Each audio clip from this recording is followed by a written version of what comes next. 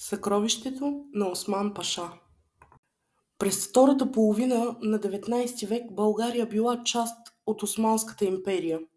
В тези години територията на днешна България била важна стратегическа част от Османската империя, както и районът, в който протичали не само социални и икономически промени, но и политическите конфликти, които щели да променят хода на историята. Осман паша бил един от многото османски пълководци, които управлявали българските земи през този период. Роден в началото на 19 век в Турция, той бързо напреднал в редиците на армията и започнал да печели уважение сред османските власти, заради своето военно и административно ръководство. През 1867 година Осман паша бил назначен за управител на Бургас и региона, което го поставило в стратегически важна позиция. Неговата роля в администрацията била ключова за поддържането на реда в Южна България. Осман паша бил известен със своето благоразумие и търпение в управлението на местните българи, които по онова време все още били под османско владичество. Той, както и много други османски пълководци, вярвал, че доброто управление и отношенията с местното население ще открепят империята и ще предотвратят бунтове. Въпреки строгото управление, Осман паша често проявявал толерантност към традициите на местното население и се опитвал да избягва тежки наказания. Но докато тези административни задачи и войни протичали зад кулисите на властта и изобилието на Османската империя, Осман паша започнал да събира голямо състояние. Той създал сметки, изправил се пред важни търговски сделки и натрупал злато и сребро, които били събрани от различни операции в региона. Част от това състояние било от по-стари търговски сделки, които пашата осъществявал с сродни османски властелини и европейски търговци.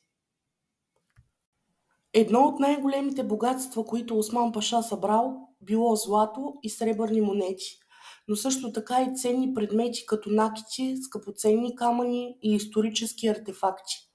Това богатство било събирано и съхранявано в различни тайни помещения в Бургас и в замъци, разположени из региона.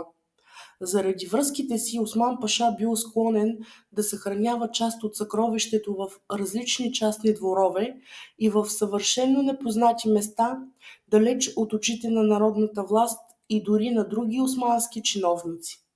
Когато през 1878 година, след Руска-турската война, Османската империя се оказала в затруднено положение и България била освободена, Осман паша се преместил в столицата Константинопол. Но когато трябвало да напусне, той решил да остави съкровището си на сигурно място. Според слухове и легенди той поверил на своите доверени сътрудници задачата да скрият богатството в различни места по тези земи, които били стратегически и трудни за откриване. Докато съкровището било скрито, започнали да се ширят слухове за него. Местните жители в Бургас и околностите започнали да разказват как са виждали османски войници да копаят дълбоки ями, да поставят златни монети в подземия и да оставят тайни послания за местоположението на съкровището.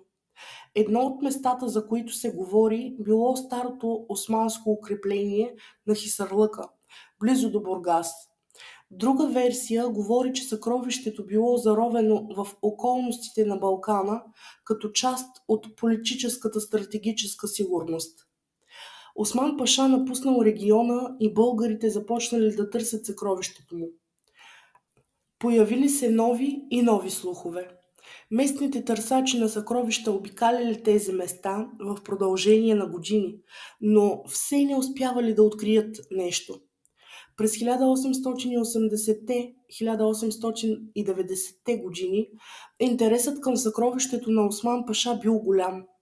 Множество историци и археолози започнали да се опитват да разгадаят местоположението на съкровището, но без успех.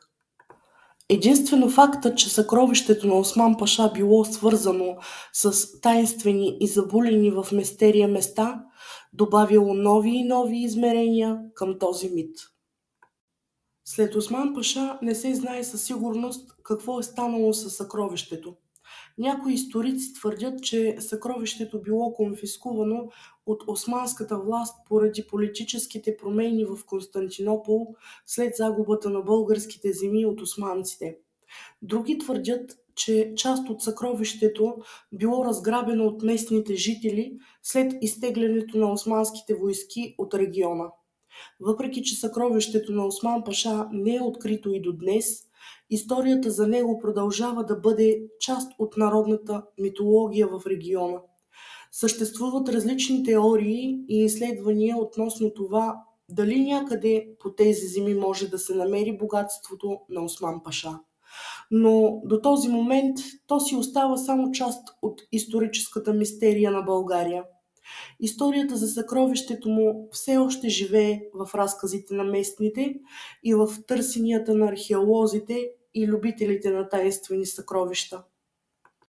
Абонирайте се за канала и натиснете камбанката, защото историите продължават и тайните тепърва ще се разкриват.